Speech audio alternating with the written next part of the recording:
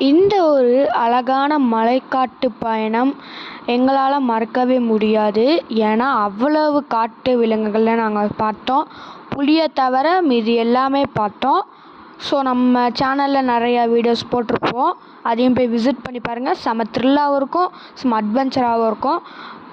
இந்த காணொலியில் நம்ம என்ன பார்க்க போகிறோன்னா, எங்களோட முதுமலை மசனக்குடி பயணத்தை தான் பார்க்க போகிறோம். பார்த்து என்ஜாய் பண்ணுங்கள். மறக்காமல் சப்ஸ்கிரைப் பண்ணிக்கோங்க. போடுறேன் இன்ட்ரோவை.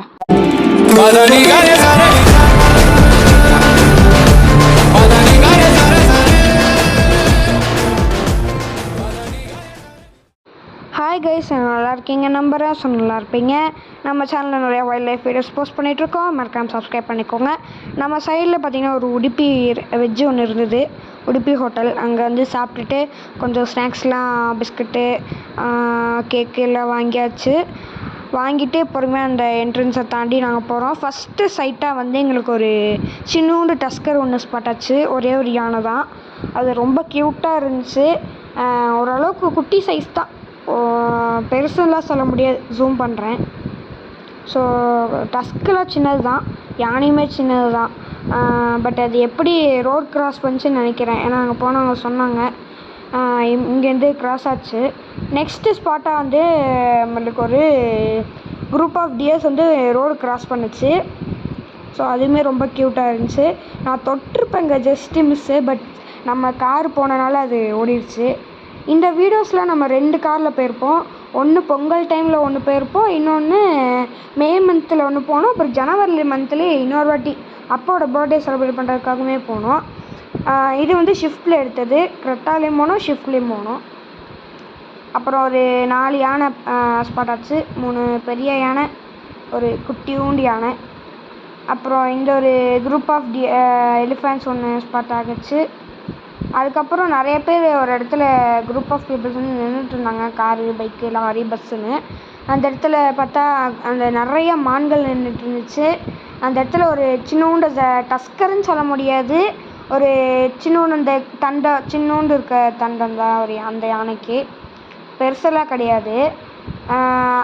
அந்த யானை அங்கே நின்றுருந்துச்சு. பட் அந்த மான்களை வீடியோ எடுக்கலான்னு பார்த்தா அந்த டஸ்கர் அந்த யானை வந்து இந்த சைடு வந்துச்சா, அதனால் என்னால் வீடியோ எடுக்க முடியல. ஸோ இந்த யானை தான் இது. நீங்கள் ஏற்கனவே பார்த்த மாதிரி தான் இருக்கும். ஸோ 2 பிளேஸ் இதே மாதிரி இருக்கும். அண்ட் இந்த இடத்துல ஒரு லேடி ஒன்று காரை விட்டு இறங்கி வந்திருப்பாங்க. அந்த சைடு மிரரில் தெரியுதுங்களா, ஒரு லேடி. கர்நாடகாக்காரங்க தான். பட் நான் அந்த இடத்துல அவங்கள கவர் பண்ணல. எதுக்கு நம்மளுக்கு தேவையில்லாத வேலைன்னு சொல்லிட்டு நான் எதுவுமே பண்ணலை அவங்கள. பட் அந்த பின்னாடி வந்த லாரிக்காரங்க வந்து ஹாரன் அடித்து அவங்கள உள்ளே ஏற சொன்னாங்க. அப்புறம் நாங்களும் அந்த இடத்த விட்டு கிளம்பிட்டோம். கொஞ்சம் அவங்கள வந்து ஃபாரஸ்ட் டிபார்ட்மெண்ட்டு ஏதாவது பண்ணி ஆகணும், ஆனால் ரொம்பவே டேஞ்சர் ஆகிடும். ஆனால் வந்து யானைங்களை வந்து எப்படின்னு சொல்லவே முடியாது, நம்மளால் ப்ரொடெக்ட் பண்ணவே முடியாது. அப்புறம் நாங்களும் அந்த இடத்த விட்டு ஸ்லோவாக கிளம்பியாச்சு. அந்த இடத்துல ஒரு குட்டி யானை ஒன்று இருந்தது. பட் அது வந்து அதோட அப்பாவா அம்மாவான்னு தெரில, அதோட வயிற்று பக்கத்தில் வந்து நின்றுட்டு இருந்துச்சு. சரி, அப்புறம் ரொம்ப நேரம் நின்றுருந்தோம். அப்புறம் டிராஃபிக் ஆகிடக்கூடாது அப்படின்னு, நம்மளால் டிராஃபிக் ஆகிடக்கூடாதுன்னு சொல்லிட்டு நாங்களும் போய்கிட்டோம். அதுக்கப்புறம் நம்ம தெப்பக்காடு ரிசப்ஷன் சென்டர் வந்துட்டு அபயாரண்யத்தில் நம்ம செக்இன் பண்ணணும் இல்லையா. ஸோ அவங்கள்ட்ட அந்த ஸ்லிப்பெல்லாம் கொடுத்து நம்ம போனோம். அதாவது சிம்பிளான ப்ராசஸ் தான். அந்த இதுக்குள்ளே போயிட்டு இந்த சஃபாரி டிக்கெட் எடுக்க பக்கத்தில் போனீங்கன்னா அங்கே ஒருத்தர் இருப்பார். அவர்கிட்ட போயிட்டு எத்தனை பேர் போகிறீங்க, இந்த மாதிரி வெஹிக்கிள், இந்த மாதிரி எல்லாத்தையும் கொடுத்துட்டு அவங்கள்ட்ட டீட்டெயில்ஸ் கொடுத்தீங்கன்னா ஒரு பேப்பரில் 4 adult 1 child அந்த மாதிரி கொடுத்துருவாங்க. நாங்கள் வந்து 3 adults 1 child. அதனால் நாங்கள் டீட்டெயில்ஸ் கொடுத்து டிக்கெட் காமிச்சு வந்துட்டோம். அதுக்கப்புறம் நாங்கள் செக்இன் ப்ராசஸ் அந்த இதை கொடுத்து முடிச்சுட்டு எங்கள் அப்பா சும்மா இல்லாமல் வாடா நம்ம மசனக்குடி போயிட்டு வந்துடலாம் அப்படின்னு சொல்லி கூட்டிகிட்டு போயிட்டார். அப்புறம் அங்கேயே ஸ்நாக்ஸ் எல்லாத்தையும் சாப்பிட்டு முடிச்சுட்டு வரத்துக்கு மணி ஒரு 6 o'clock ஆகிடுச்சு.